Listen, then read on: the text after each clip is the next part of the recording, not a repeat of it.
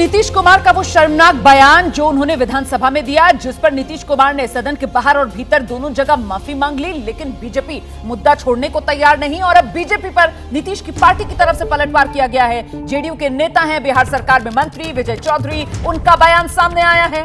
आरक्षण का दायरा बढ़ाने से बीजेपी घबरा गई है, इसीलिए बीजेपी इस तरीके से नीतीश पर निशाना साध रही है। कल सदन में आपत्ति क्यों नहीं जताई, ये सवाल उठा रही है जेडीयू। और माफी के बाद अब बचता क्या है, ये सवाल भी जेडीयू की तरफ से पूछा जा रहा है।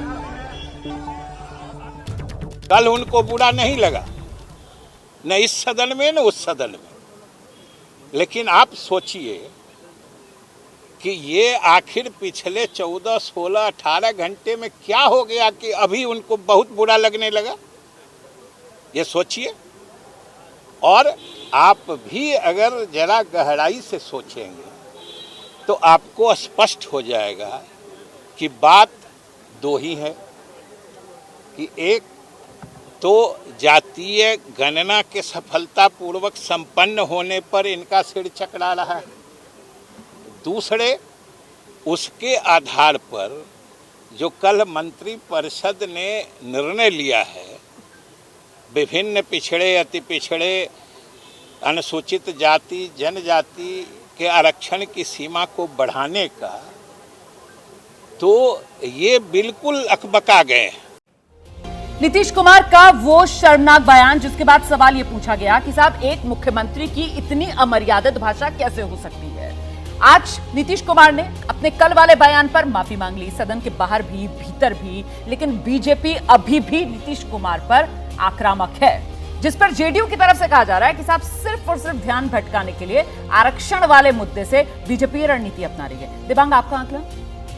देखिए, ये बहुत महत्वपूर्ण है कि जो जिस तरह से वहाँ आरक्षण को बढ़ाने की बात की गई, उसका चुनावी असर 2024 पर 25 के विधानसभा चुनाव पर बहुत पड़ेगा, वो एक बहुत महत्वपूर्ण बात है।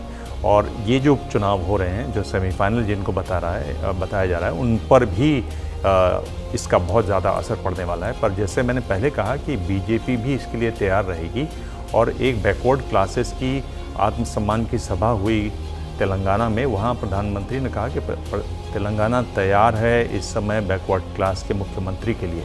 और जो अंदरूनी बात हो रही है बीजेपी में, वो ये हो रही है कि इसको आप असेस करें कि इसका कितना फ़ायदा हो सकता है अपोजिशन को, उसके हिसाब से बीजेपी अपना कोर्स करेक्शन करेगी। यानी बीजेपी भी बैकवर्ड जो ओबीसीज हैं, उनकी जो जनगणना की बात है, उसमें एक कदम आगे बढ़ा सकती है। और इसमें ज़्यादा महत्वपूर्ण बात ये है कि विपक्ष का कहना है कि अगर आप ये कह रहे हैं कि वहाँ मुख्यमंत्री होना चाहिए तेलंगाना में, तो आप क्यों नहीं सेंसस करवाते, आप क्यों नहीं रिजर्वेशन का कोटा बढ़वाते बैकवर्ड क्लासेस का, ओबीसीज का। ठीक है, छोटे से ब्रेक के लिए यहाँ पर रुकते हैं और फिर अब मतलब सवाल ये पूछना बनता है कि क्या 24 का चुनाव जाति पर ही होगा? जब सियासत के शोर में खबर खोने लगे, जब सूचनाएं कम, हंगामा ज्यादा होने लगे, तब जरूरी है संविधान के पन्ने पलटना, खबर की तह हटाकर आगे निकलना। मगर ये करेगा कौन? इसलिए अब टूटेगा मौन, जिसे मालूम है सियासत की बिसार, जिसने देखी है सत्ता की शह और मार। पक्की खबर, सच्ची बात, 1 घंटे सिर्फ आपके साथ। भारत की बात, रोहित सिंह सावल के साथ, सोमवार से शुक्रवार रात 8 बजे, सिर्फ एबीपी न्यूज पर।